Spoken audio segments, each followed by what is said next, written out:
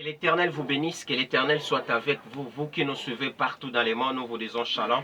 C'est toujours votre humble serviteur, le prophète Moïse Ami ici. Avant toutefois de commencer votre émission que vous aimez beaucoup, les vents du surnaturel de Dieu, nous allons prier.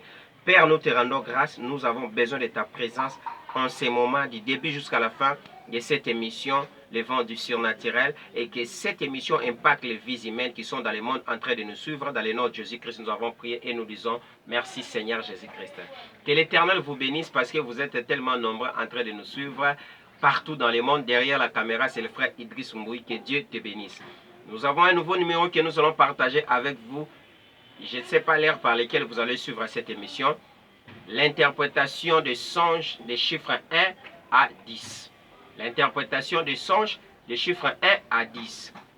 Bien-aimés dans les Seigneur, si vous rêvez, bien-aimés dans les Seigneur, si vous rêvez les chiffres 1 dans votre songe, ça dépend aussi du contexte que vous allez rêver. C'est un signe qui démontre la présence de Dieu, soit un engagement quelconque.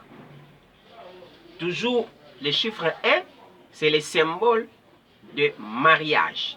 Là, nous allons voir ça dans Genèse chapitre 2, verset 24. Le chiffre 1, toujours bien aimé dans le Seigneur, c'est un signe de l'unité. Là, nous allons voir ça dans Jean chapitre 10, verset 30.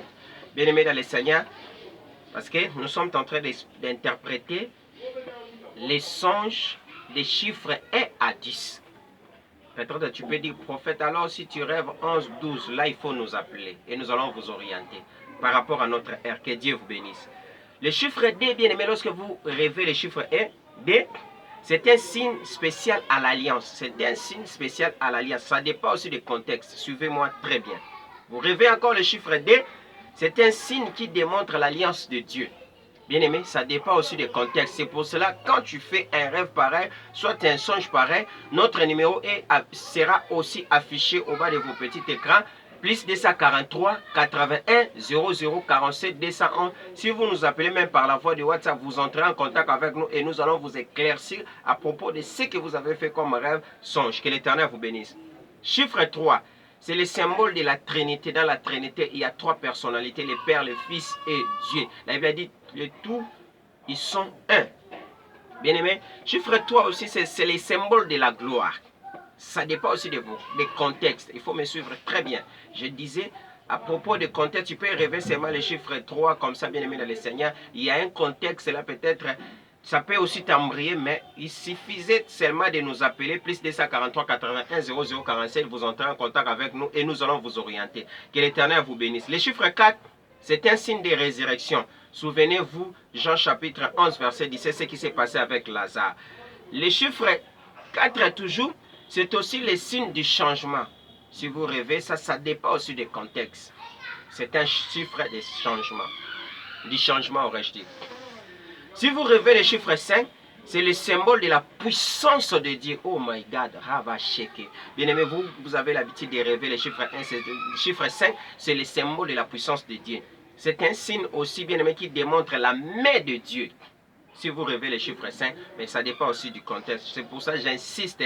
Si vous rêvez, n'hésitez pas pour nous appeler au numéro qui est affiché au bas de vos petits écrans là-bas. Que l'Éternel vous bénisse. Le chiffre 6, bien aimé, c'est un chiffre de la création de l'homme. L'homme a été créé à la 6e jour.